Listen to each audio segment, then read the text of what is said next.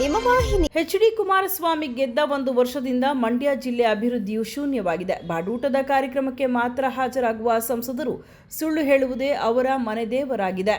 ಇವರಂತೆ ಮಗನಿಗೂ ಕೂಡ ಸುಳ್ಳು ಹೇಳುವುದನ್ನು ಕಂಠಪಾಠ ಮಾಡಿಸಿದ್ದಾರೆ ಎಂದು ನಾಗಮಂಗಲ ಬ್ಲಾಕ್ ಕಾಂಗ್ರೆಸ್ ಅಧ್ಯಕ್ಷ ಎನ್.ಜೆ. ರಾಜೇಶ್ ಪತ್ರಿಕಾಗೋಷ್ಠಿಯಲ್ಲಿ ತಿಳಿಸಿದರು.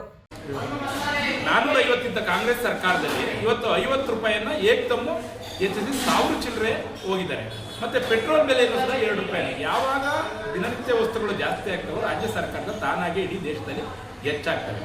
ಅದೇ ಕುಮಾರಸ್ವಾಮಿ ಅವರು ಇನ್ನೇನು 1 ವರ್ಷ ಆಯ್ತೇನೆ ಅವರು ಗೆದ್ದು.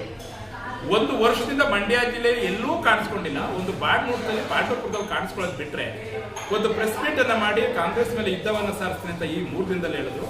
ಈಗ 3 ದಿನದಲ್ಲಿ ಯುದ್ಧವನ್ನು ಸಾರಕ್ಕಾಗ್ತಾ ಇಲ್ಲ. ನಿಶಸ್ತ್ರ ತ್ಯಾಗವನ್ನು ಮಾಡಿದ್ರೆ ಎದುರಿಸೋದಷ್ಟೇ ಅವರ ಕೆಲಸ. ಯಾಕೆಂದ್ರೆ ಅವ್ರು ಬದುಕಬೇಕು, ಅವರ ಕುಟುಂಬ ಬದುಕಬೇಕು, ಅವ್ರು ಬದುಕಬೇಕು. ಈಗ ಮೊನ್ನೆ ಒಂದು ಪತ್ರಿಕಾಳಿಕೆಯನ್ನು ನಾನು ನೋಡಿದೆ. ಅವ್ರು ಏನು ಹೇಳ್ತಾರೆ, ಎಲ್ಲ ಯುವಕರು ನನಗೆ ಇನ್ನೊಂದ್ಸತಿ ಚಾನ್ಸ್ ಅನ್ನ ಕೊಡಿ ಅಂತ ಕೇಳ್ತಾರೆ. ಇನ್ನೊಂದ್ಸತಿ ಚಾನ್ಸ್ ಕೊಟ್ರೆ ಆಸ್ತಿದಲ್ಲಿ ಏನಾಯ್ತು ಹೇಳಿ? ಹಂಗೆ ನಮ್ಮ ಮಂಡ್ಯ ಜಿಲ್ಲೆಲೂ ಆಗುತ್ತೆ. ಇವತ್ತೇನೋ ನಮ್ಮ ಮಂಡ್ಯ ಜಿಲ್ಲೆಯವರು ಬೇಕೋ ಬೇಡವೋ ಪ್ರಧಾನಿ ದೇವೇಗೌಡನ ನೋಡಿ ಓಟ್ ಕೊಟ್ಟಿದ್ದಾರೆ.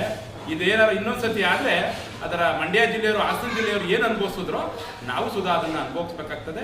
ಹಿಂಗಾದ್ರೂ ಕುಮಾರಸ್ವಾಮಿ ಅವರು ಸುಳ್ಳು ಹೇಳೋದನ್ನ ಕಡಿಮೆ ಮಾಡಬೇಕು. ಯಾಕಂದ್ರೆ ಉನ್ನತ ಸ್ಥಾನದಲ್ಲಿದ್ದ ಕುಮಾರಸ್ವಾಮಿ ಅವರು ಸುಳ್ಳು ಹೇಳೋದನ್ನ ಕಡಿಮೆ ಮಾಡಬೇಕು. ಅವರ ಸುಳ್ಳೇ ಅವರ ಮನೆ ದೇವರಾಗಿದೆ.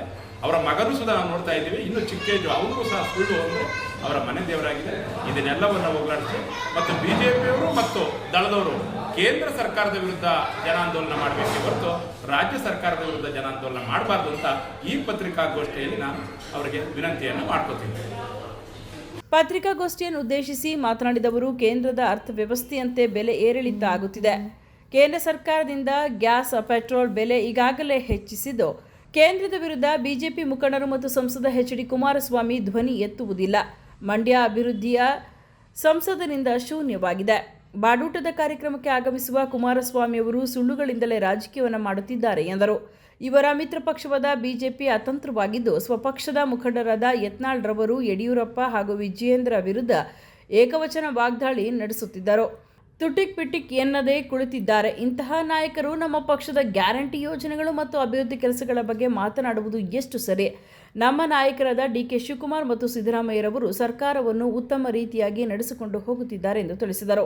ಕಾಂಗ್ರೆಸ್ ಆಡಳಿತವನ್ನು ಸಿದ್ದರಾಮಯ್ಯ ಮತ್ತು ಡಿ.ಕೆ. ಶಿವಕುಮಾರ್ ನಾಯಕತ್ವದಲ್ಲಿ ಕಾಂಗ್ರೆಸ್ ಸರ್ಕಾರ ಎಲ್ಲ ಗ್ಯಾರಂಟಿ ಯೋಜನೆಗಳನ್ನು ಮತ್ತು ಸರ್ಕಾರ ಅಭಿವೃದ್ಧಿಯನ್ನು ಕೆಲಸವನ್ನು ಮಾಡ್ತಾ ಇದ್ದ ಸಂದರ್ಭದಲ್ಲಿ ಬಿಜೆಪಿಯವರು ಜನ ಆಂದೋಲನ ಅಂತ ಹೇಳಿ ಯಾವಾಗ ಗ್ಯಾರಂಟಿ ಯೋಜನೆಗಳು ಜನರಿಗೆ ತಲುಪ್ತಾ ಇರೋ ಅದನ್ನು ಸಹಿಸ್ಕೊಳ್ಳೋಕ್ಕಾಗದೆ ಜನ ಆಂದೋಲನ ಅಂತ ಮಾಡ್ತಾ ಇದ್ದಾರೆ.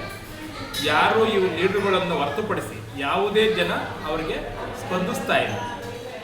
ಕಾರಣ ಇಷ್ಟೇ, ಏಕೆಂದರೆ ಜನಕ್ಕೆ ಎಲ್ಲ ಮೂಲಭೂತ ಸೌಕರ್ಯಗಳನ್ನು ಕಾಂಗ್ರೆಸ್ ತಲುಪಿಸ್ತಾ ಇದೆ. ಅದರ ಜೊತೆಗೆ ಯತ್ನಾಳ್ ಕೂಡ ಬಾಯಿಗೆ ಬಂದಂತೆ ಬಿಜೆಪಿಯ ಯಡಿಯೂರಪ್ಪನ ಮತ್ತು ಯಡಿಯೂರಪ್ಪನ ಮಗನನ್ನು ಭ್ರಷ್ಟಾಚಾರದಲ್ಲಿ ತೊಡಗಿದ್ದಾರೆ ಅಂತ ಮತ್ತು ಹಂದಿಗಳಿಗೆ ಹೋಲಿಸ್ತಾವ್ರೆ. ಅದಕ್ಕೆ ಒಂದೇ ಒಂದು ಸ್ಟೇಟ್ಮೆಂಟನ್ನು ಬಿಜೆಪಿಯವರು ಯಾರು ಯತ್ನಾಳ್ ವಿರುದ್ಧ ಗಂಟು ಒಬ್ಬರು ಕೊಡ್ತಾ ಇಲ್ಲ. ಹಾಗೆಯೇ ಈಗ ತಾನೇ ನಮ್ಮ ಮಂಡ್ಯ ಜಿಲ್ಲೆಯಲ್ಲಿ ಗೆದ್ದಂಥ ಪಾರ್ಲಿಮೆಂಟ್ಗೆ ಹೋದಂಥ ಕುಮಾರಸ್ವಾಮಿಯವರು, ಮಾಜಿ ಮುಖ್ಯಮಂತ್ರಿಯವರು, ಮಾಜಿ ಪ್ರಧಾನಿಯವರ ಮಗ ಕುಮಾರಸ್ವಾಮಿಯವರು ಸದಾ ಒಂದು ಕೇಂದ್ರ ಸರ್ಕಾರದ ಉನ್ನತ ಸ್ಥಾನದಲ್ಲಿ ಸಚಿವರಾಗಿದ್ದಾರೆ. ಅವರು ಸುಧಾ ಕೇಂದ್ರ ಸರ್ಕಾರ ಯಾವುದೇ ಒಂದು ಬೆಲೆಗಳು ಹೆಚ್ಚಬೇಕಾದ್ರೆ ನಾವು ಕೇಂದ್ರದ ಅರ್ಥವ್ಯವಸ್ಥೆಯಲ್ಲಿ ನಾವಿದ್ದೀವಿ. ಆದರೆ ಯಾವಾಗ ಕೇಂದ್ರ ಸರ್ಕಾರ ಸರಿಯಾದ ರೀತಿಯಲ್ಲಿ ನೀತಿಯನ್ನು ಜಾರಿ ಮಾಡಲು ಆಗ ಆಟೋಮೆಟಿಕ್ ಆಗಿ ಬೆಲೆಗಳು ತಾನಾಗಿ ಹೆಚ್ಚಿಕೊಳ್ತವೆ. ಅದಕ್ಕೆ ಉದಾಹರಣೆ ನೋಡಿ, ಗ್ಯಾಸ್. ಗೋಷ್ಠಿಯಲ್ಲಿ ತಾಲೂಕು ದರಖಾಸ್ತು ಕಮಿಟಿಯ ಸದಸ್ಯರಾದ ಆರ್. ಕೃಷ್ಣೇಗೌಡ, ಮಂಡ್ಯ ಜಿಲ್ಲೆ ಒಕ್ಕೂಟದ ನಿರ್ದೇಶಕರಾದ ತಟ್ಟಹಳ್ಳಿ ನರಸಿಂಹಮೂರ್ತಿ, ಹಿಂದುಳಿದ ವರ್ಗಗಳ ಬ್ಲಾಕ್ ಕಾಂಗ್ರೆಸ್ ಅಧ್ಯಕ್ಷರಾದ ಬಾಲಕೃಷ್ಣ ಎಸಿ ಉಪಸ್ಥಿತರಿದ್ದರು. ಸುದ್ದಿ ವಾಹಿನಿಯ ಹೆಚ್ಚಿನ ಮಾಹಿತಿಗಾಗಿ ಸಬ್ಸ್ಕ್ರೈಬ್ ಆಗಿ ಹಾಗೂ ಬೆಲ್ ಬಟನ್ ಒತ್ತಿ.